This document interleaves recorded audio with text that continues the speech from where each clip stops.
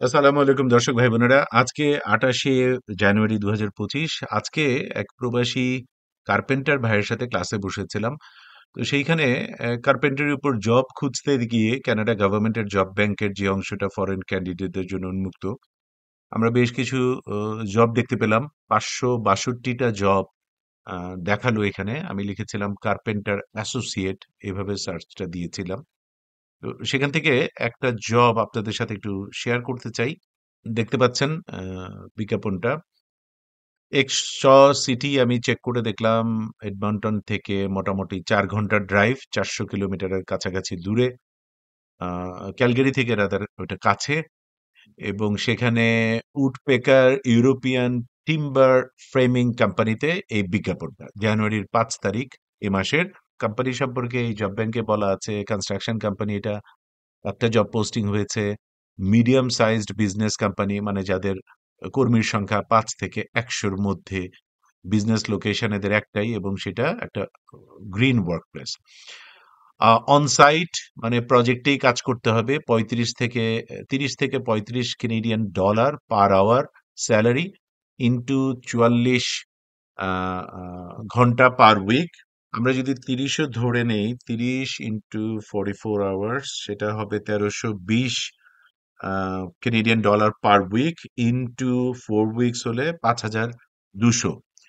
Plus minus এখানে রাফলি ধরে নিতে হবে ২৫% ট্যাক্স চলে যাবে। তারপরেও এটা একটা খুব ভালো চাকরি। আর এই আলবার্টার ছোট যে সিটিগুলো, সেই সিটিগুলোতে বাসা ভাড়া তো প্রপোর্শনেটলি অনেক কম। যাই হোক, এটার রিকোয়ারমেন্টে দেখতে পাচ্ছেন ইংলিশ লাগবে, মানে আপনাকে আইএলটিএস দিতেই হবে। আইএলটিএস একটা compliance issue.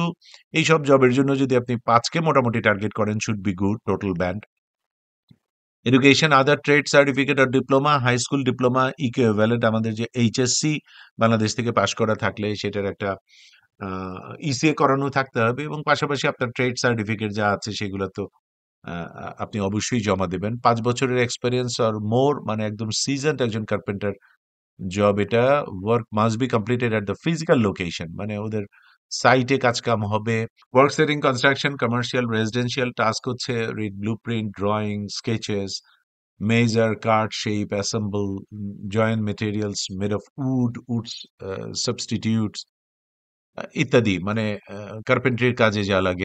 Work condition, physical, personal suitability, benefits, dental plan, health care plan. Who can apply? Canadian citizen, permanent resident, তাদের তো প্রায়োরিটি থাকবেই। যেমন কানাডার বাইরে বাংলাদেশে কোনো চাকরির বিজ্ঞাপন হলে আগে বাংলাদেশিদের প্রায়োরিটি থাকে, তারপরে হচ্ছে ফরেন ক্যান্ডিডেট। এখানেও তাই। বাট পাশাপাশি সেকেন্ডটা হচ্ছে আদার candidate with or without a valid Canadian work permit. কানাডার বাইরে থেকেও আপনি ঘরে বসে এই চাকরির জন্য আবেদন করতে পারবেন। So how to apply?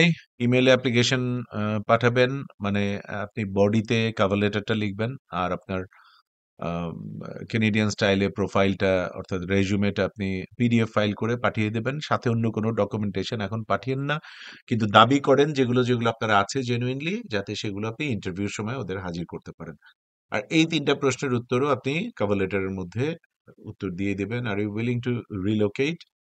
Do you currently reside in proximity or the advertised location? Do you have previous experience in this field? Relocate তো আপনি করতেই চান, কিন্তু আপনি কারেন্টলি ওই প্রক্সিমিটির ধারে কাছে বাস করেন না। কিন্তু আমাদের মনে রাখতে হবে দ্বিতীয় লাইনটা, আদার ক্যান্ডিডেট দের ওরা ইনভাইট করেছে আবেদনের জন্য। মানে হলো সবার জন্য এটা উন্মুক্ত।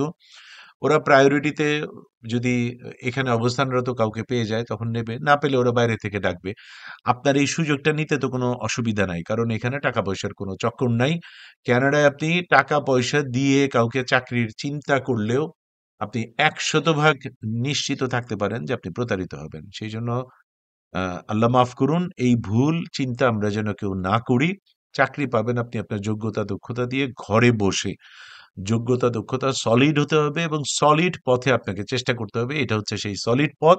আপনি একটার পর একটা অ্যাপ্লিকেশন করে যাবেন।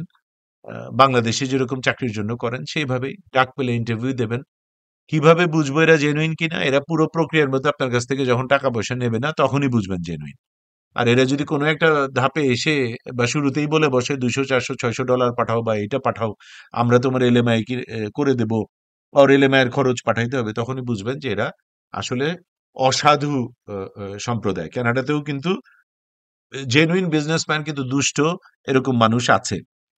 এবং লোকাল গভর্নমেন্ট, কেনেডিয়ান গভর্নমেন্ট তাদের ব্যাড অ্যাক্টরস হিসেবে অভিহিত করছে গত ২ বছর ধরে।